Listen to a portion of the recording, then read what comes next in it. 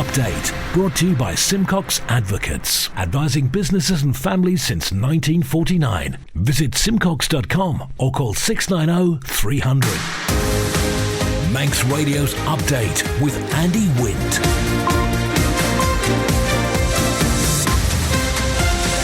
Pastor Mai, good evening. It's 5:30. This is Update for Thursday, 30th of November 2023 from Manx Radio.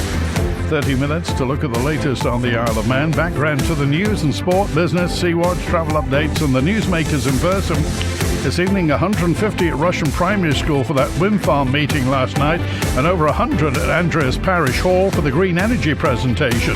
3 resigned from Patrick Commissioners, prison appropriate for £1 million theft, and the Manx jui-jitsu competitors off to Ireland this weekend. Man Benham for all your business and legal needs. First of all, at 29 minutes ahead of 6 o'clock, the update news headlines. Faster My Christian Jones. Faster My. Police have confirmed an 85-year-old man who was hit by a car in Peel last week has died. Jeffrey Hughes sustained fatal injuries as a result of the collision on Albany Road on Friday.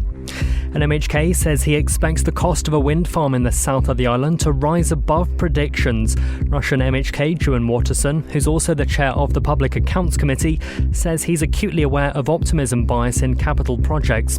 And the Steam Packet has issued an apology for leaving some freight trailers in England this morning, blaming tight timings caused by tidal conditions. Retailer EVF criticised the company after fresh breads and other perishables were left in Heysham.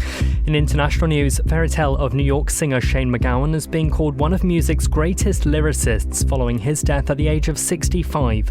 He passed away surrounded by his family just days after being discharged from hospital in Dublin, where he was being treated for a severe infection.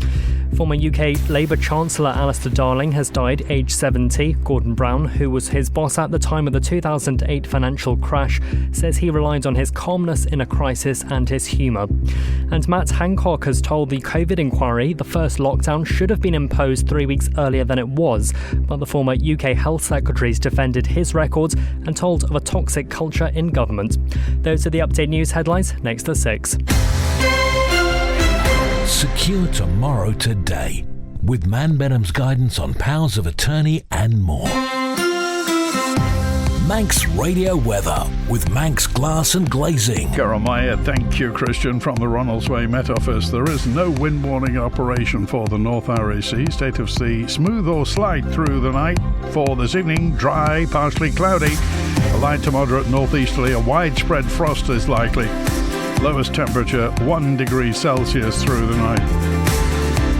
For Chehenya, dry and fine tomorrow with a light breeze. Top temperature 6 Celsius. Dry overnight into Saturday, minimum 2 degrees. And for Jasan, mostly dry with a possibility of passing showers, which will be wintry on the hills, up to 6 Celsius. Tides on the way out. Low water 23 minutes to 8 tonight. High tide 22 minutes after 1. Low water tomorrow morning 28 minutes before 8. Sunrise 13 minutes past 8. Manx Glass and Glazing can supply and install single, double and triple glazing. Call 674 573 or visit the showroom on the Snugborough Trading Estate. Around 150 people were at a public meeting last night about the Manx Utilities wind farm proposals. It was organised by Arbory Russian commissioners for residents in the south to have their say to the Chief Minister, Alfred Cannon, MHK, and Manx Utilities Chief Exec, Philip King. Our local democracy reporter, Emma Draper, was there. Residents were provided with a presentation from senior officers from Manx Utilities explaining the phases they will be taking to provide the island with renewable energy, which also includes solar panels on government buildings. Minister Cannon says having a decade left on the power station means renewables are the responsible approach. There's a long way to go yet, but we do need to get on with the renewable energy projects. There's a lot of planning, as you can see, has already gone into this. The costings are still being put together in their entirety, but very careful planning with the right resources and the right considerations, this can be delivered. The cost of the project came up during the meeting's Q&A section, especially around who is paying for the wind farms and what it might mean further down the line. Mr King says he hopes hopes if the project is completed and the turbines are built, it could mean cheaper electricity and greater affordability for residents. Going through this environmental impact assessment, a big part of that is a socio-economic aspect where we take on board real issues on the ground in the location, and they have to be assessed. They need to be mitigated, or can they be avoided? We need to really assess them and understand them properly. Our Brainwashing Commissioners has organised a series of meetings since the news came out, and Deputy Chair Jane Glover says this one probably won't be the last. What you will have felt in the room tonight, there are a lot of emotions around this subject, a lot of interest around this subject, and I think there are people on both sides of the fence, but the majority here tonight have got a lot of concerns, and they still have questions and wants those answered, really. Around 100 people gathered in the north at Andreas Parish Hall last night to hear about plans for a green energy project near the village. IPV FlexGen has hopes to build a renewable energy hub on Andreas Airfield. The landowner Robert Murray admits it's not an easy project to sell to the community, but he believes it's something the farming sector needs to consider seriously. Well, I think there's a lot of concern. There's bound to be concern, but I live here as well, and if it was someone else's project, I'd have the same concerns. I think the secret with all these sort of projects is dialogue, and we've started that dialogue, and the one thing we'll do is carry on talking to the community, because I think when we get the project properly sorted and ready for planning, I'd like to think the whole community is on board with us. I'm passionate about my industry, and if it helps my industry not just to survive but to prosper, that's got to be a good thing. I've been looking at renewable energy per se probably for 4 or 5 years, but obviously with the demise of Ramsay, that made it even more so. And when I see where we are now as an industry, we've got serious problems. And as I said to in the meeting, this butcher, baker, candlestick maker approach of just niche markets, it's fine for a small percentage, but it's not going to help mainstream agriculture. This is the most listened to Isle of Man news source, and Manx Radio's Update is the Isle of Man's most downloaded news podcast. That's to my 23 minutes now before 6. A prison sentence handed to a Manx resident who stole almost £1 million was entirely appropriate. The story from Tessa Hawley. That's the ruling of the High Court of Justice on the Isle of Man, which has rejected Gary Richard Vernon's appeal. Vernon was sentenced in April this year after being found guilty of stealing £997,000 from his wife's grandfather between 2010 and 2013. Sentencing Deemster Graham Cook described his actions as extremely deceitful and morally disgusting. Vernon argued that the custodial sentence of 9 years imprisonment for 3 offences of theft was manifestly excessive. He claimed the starting point of 9 years 9 months was too high and took no account of inflation. Vernon also claimed Deemster Cook had failed to make sufficient reduction to reflect the delay between the investigation, which started in 2015, and the trial in 2023. However, Judge of Appeal Cross KC and acting Deemsters Wild and Smith refused the appeal, saying the case was impossible to place within the constraints of sentencing guidelines. In their judgment, they said Vernon's victim was a retired man who lived in a nursing home who'd intended to leave his considerable estate of more than £1 million to his family and his chapel. Vernon, they said, had used his status, his knowledge and his family links to the vulnerable old man to perpetuate the thefts. They add they have no doubt that Deemster Cook had imposed a sentence at least in part to deter others, adding, "We endorse the use of lengthy sentences to deter those who might inveigle their ways into the lives of the elderly and the vulnerable." The full judgment will follow in due course. This weekend sees the Manx Jiu-Jitsu club Gracie Barra head to the Republic of Ireland for international competition. To find out more, here are junior competitors Alan Greenhalgh and Iona Meeban and senior club members Sarah Redmond and Jamie Mayers. The Gracie Barra community will be going to Dublin to compete in the European Championships of Jiu-Jitsu.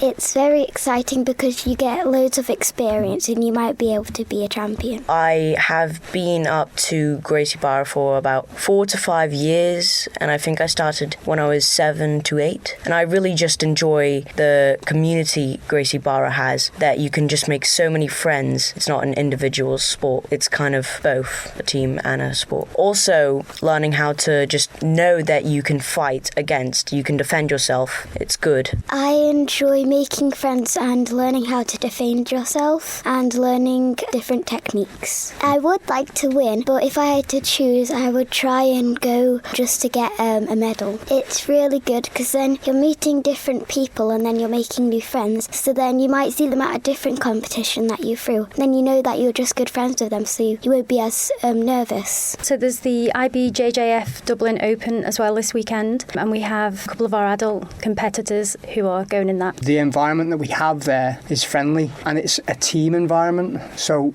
everybody wants to push everybody to keep going. You might have success at one championship which then brings other kids or adults through who maybe want to taste that success. So I suppose that hunger's always going to be there. I feel like our community team, everything about it grows and grows all the time. With every trip that we go on, our family just seems to get stronger. I think it's hard sometimes to set yourself goals because you don't know what you're going to get on the day. I think like when I've competed in the past, it's more for just to see how it goes. You know, you can only do what you can do on the day and hope that that's the best. Sea Watch with the Isle of Man Steam Packet Company. Motor vessel Manxman departed Heysham at 2:02. She's safely on the link span now in Douglas Harbour. Tonight, 7:45, Manxman to Heysham will now depart at 7:15 due to tidal conditions in Heysham Port. Check-in no later than 6:30. The 02:15 from Heysham will depart on time back to Douglas tomorrow morning at 6 o'clock, and the morning departure for Manxman is 8:45 heading to Heysham. Follow the Steam Packet on Twitter for the latest sailing information. Rush and MHK, Stuart Watterson and Michelle Hayward were on Manx Radio's Man in Line today. So unsurprisingly, the conversation was dominated by plans for wind farms in the south of the island and how much they're going to cost. There are lots of things that could add to the cost, and you're right to be concerned about that. I think the 23 million is not a figure that I necessarily come across. I come across nearer 40 million. But those things are still to be worked out, and it depends on the size of the turbines, the size of the blades, the exact weight and the routing that you take as to what those things look like. But I know that these are being looked at. Certainly there was what we've described in the Public Accounts Committee report as optimism bias. It's a plague across public sector projects, especially big, complicated projects. We've seen in the UK experiences that you can expect to add about 50% on to complicated projects. This is slightly less complicated. I mean, you mentioned the hospital there, and looking at colleagues in Jersey who are looking to $500 million to $1 billion for their replacement hospital. I think we got in at the right time. In terms of the cost, 40 million is the figure that's certainly been kicking around Tynwald. I wouldn't be surprised if that did go up to 50 million, but even at sort of 60 million, if it went up as high as that, I think it still has a positive payback period from an economic perspective. The roads, I think the heaviest component they were talking about was 90 tonnes, and the way of bringing that through, it will be A roads all the way. It'll be along the coast road from the airport up past Rushen Primary School and then up Balaklawi, and then there would need to be a track built from the Slough Road to actually site the turbines and all the equipment. So they are A roads all the way.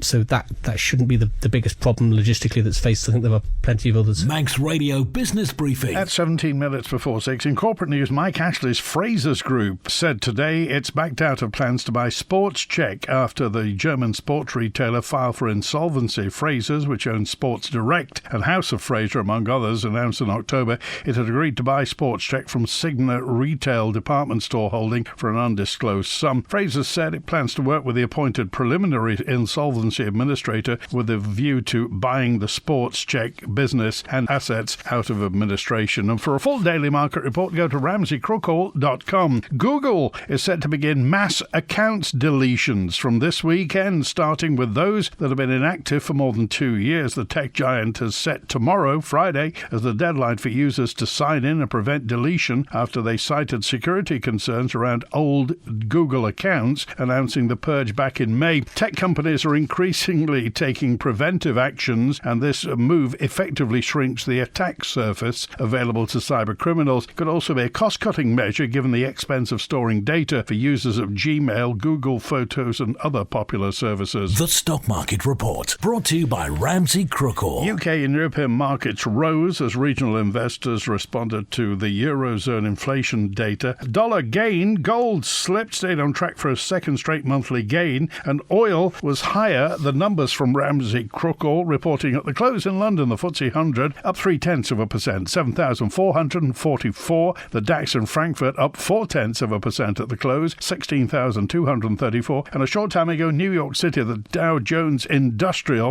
up 0.9%, 35,762. The Nasdaq Tech Stocks Index down 0.5%, 14,185. And the S&P 500 is down barely 0.03%, but still down 4,551. In the exchange markets, the British pound sterling trading at $1 26.4 cents, €1 15.8 cents, and 23 South African rand 91.2 cents. In commodities, gold's down 0.25%, $2,038 per troy ounce, and a barrel of Brent crude down almost 3% at $80.15. You've got an investment plan? Yeah, Mike set it up. But don't you need loads of money to do that? Not this one. It's called Shearwater from Ramsey Crookall, and you pay in monthly as little as £100. So it's like saving regularly, really helping us invest in the future. For a house, or the kids' education. £100 a month? I could easily do that. You should. The sooner you start, the better.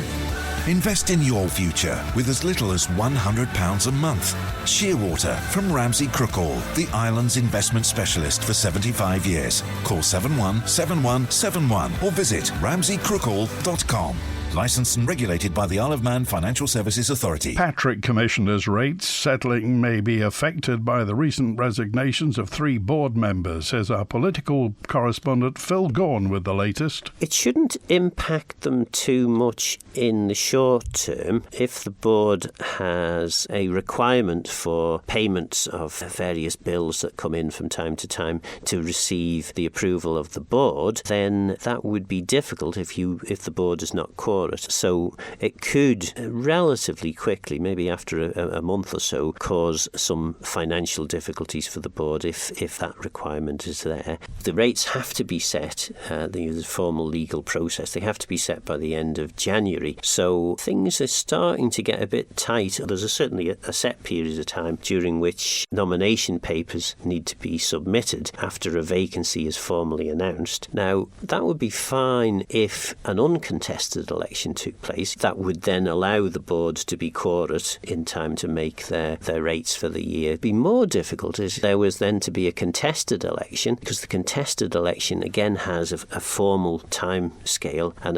it's at least 6 weeks. Quite clearly, the authority's starting to run out of time to be quorate to be able to set their rates. The Department of Infrastructure has the ability to step in certain circumstances if Patrick was unable to fill the seats, or if for whatever reason the process can't be followed, then the department can nominate someone to step in and undertake the functions of the board. Update brought to you by Simcox Advocates. Manx Radio Sport. Master Mai, Rob Pritchard. Master Mai, good evening. Sports fans on Ireland are now being invited to submit their nominations for the 2023 Isle of Man Sports Awards. 12 accolades will be up for grabs at the latest ceremony, which is scheduled to take place on Wednesday, the 28th of February 2024 at the Villa Marina in Douglas. The categories include the coveted Isle of Man Sportsman and Sportswoman of the Year titles, which for 2022 were won by Conor Cummins and Yasmin Ingham respectively. Other awards include Disability Sportsperson of the Year, Team of the Year, Under-21 Sportsman of the Year and Sportswoman of the Year. Nominations are open until Thursday the 21st of December. They can be sent via email to iomsportsawards@gov.im or the online form at www.isleofmansport.com. Details of the categories people can be nominated for are available at manxradio.com. Nominees must be Manx or have lived on Ireland for at least 2 years. In cycling, up-and-coming Manx cyclist Zachary Walker looks set to join an Italian-based UCI Continental team for the forthcoming new season. The 20-year-old has been named named in the latest lineup for Team Sias Rime, having spent the 2023 campaign with Tudor Pro Cycling under-23s. In the 2 years prior to his Tudor Pro Cycling spell, he was part of Manx-based Team Utmost in 2021 and 2022. During this campaign, Walker's already tasted success locally, being crowned this year's Manx Closed Circuit National Champion. What's more, he was also named Isle of Man Under-21 Sportsman of the Year for 2022. And in darts, the Isle of Man squad to host the 2024 Islands International Tournament early next year have been confirmed. 14 men's players and 8 women's competitors will fly the Manx flag at the second edition of the event, being held at the Empress Hotel in Douglas from the 27th to the 28th of January. The Isle of Man was part of the inaugural competition in January this year in Guernsey. 2024 will see the Isle of Man, Guernsey, Jersey and Republic of Ireland face off in a round-robin competition. You can see the Manx squad for the 2024 tournament on our website. Manx Radio Travel, driven by Quayside Tyres and Service Centre. Inbound or Rollsway, everything's okay today. Next, it's the 7:30 EasyJet from London Gatwick, the 5 to 8 Loganair from Liverpool, the patient transfer plane, and the 8 o'clock Loganair from London City, all on time. Outbound 6 o'clock. Loganair to Liverpool, then it's the 8 o'clock EasyJet back to London Gatwick. On the roads, the Aracy Road's closed from Glen May to the Shoulder Road for resurfacing. Clanner Road's closed in Sulby for resurfacing. Hillside Avenue Douglas closed through to Circular Road for adjacent office window replacement, and a section of Switzerland Road in Douglas closed for a year for construction work. In Braddon, temporary lights on Braddon Road between the hospital and Strang Road for work on the pavements, and temporary lights on Cool Road at the Isle of Man Business Park roundabout for drainage work. Temporary lights on Station Road, Port Erin at the Ballafesson Road junction for gas main work, and Ciandrockard Road in Andreas closed in phases for water work through till May of next year.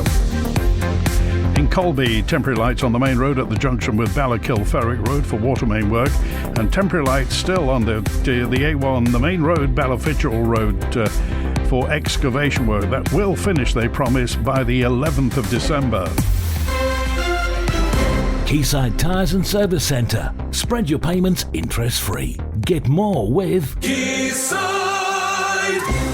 Essential workers could be given additional support as part of government plans to aid in finding both temporary and permanent accommodation. The story from Christian Jones. Currently, the Housing and Communities Board classes those employed in health, education, emergency services and the prison service as essential, but that could change depending on the outcome of the results of a public consultation. The government has acknowledged that many who have recently located to the Isle of Man will have difficulties when trying to secure long-term accommodation. Financial assistance is already available to eligible first-time buyers via the Shared Equity Scheme, which provides a loan of up to 30% of the property price, interest-free for the first year, with a maximum purchase price of £185,000. Now, the Department of Infrastructure then owns the equivalent percentage share of the property, but the buyer has the option to buy out the government's portion at any given time at the prevailing market rate. However, eligibility criteria for the scheme looks at maximum income thresholds, restrictions against current and previous property ownership, and a minimum Isle of Man residency of at least 5 years. This consultation, though, hopes to determine if those working in critical areas of the economy should be subject to more lenient criteria, which would make obtaining a first-time buyer's loan easier.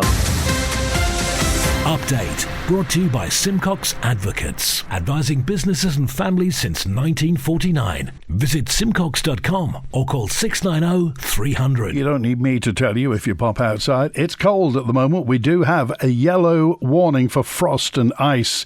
It's in session at the moment through until 2 o'clock tomorrow. Temperatures will remain close or slightly below zero on high ground in the next 24 hours. So do watch out. There'll be a widespread slight frost. Minimum air temperatures about -1 Celsius. The majority of surfaces will stay dry throughout, with ice only forming where any pre-existing moisture, hoarfrost, will develop tonight. So please do watch out, especially if you're driving. A new group's been set up in the north of the Isle of Man, hoping to help people with mental health problems. Based in Derby, it's open to anybody, anywhere on the Isle of Man with any mental health condition. It was started by Michelle Lewis-Robertson and Elaine Meakin. It is a mental health support group for people who are struggling with their mental health. It can be any diagnosis, and also their cares to offer some new learning experiences of different things that might help you cope. Also just being around other people who understand what you're going through. We're a peer-led support group, so we do suffer with mental health ourselves, and we felt that there was a massive need in the Isle of Man, especially in the north, for doing something like this. For me, I wanted to bring a bit more to the group, as well as just not focus on our mental health. So we do a 2-hour session. The first hour I've started to get into getting guest speakers in. So we have people from all sorts of places, coming in. We've got the Wildlife Park and the Wildlife Trust. So I wanted it to be a little bit of excitement there within the group, so that maybe the group would find something that they enjoyed and maybe do volunteering and things like that. But we'll also be bringing in other people like I'll Listen and things like that to talk about mental health and different issues. There needs to be a lot more opportunities for people to get the help, and also for the in-between too, because if you're waiting for counselling, it can be months. But what do they do in the interim? I've actually just applied for counselling, self-referred myself to counselling. They phoned me last night and I have been accepted, but there is a 4 to 6 month, maybe more, waiting list. Once you're in there, it's great. It's just getting to that part is the difficulty. That's it for Update Tonight, compiled from the resources of Manx Radio's news department. Thanks to newsreader Christian Jones, producer Beth Espy. After the news at 6 o'clock, Bobby Bob John Billy's here with Shaq Lair. The Manx language programme, Chris Pearson, Greatest Hits at 6:30. A little light music with Morris Powell at 9 and Rhiann Evans with The Late Show after hours at 10. Well, that's it for Update Tonight. That's it for November. Back tomorrow, Friday the 1st. WINT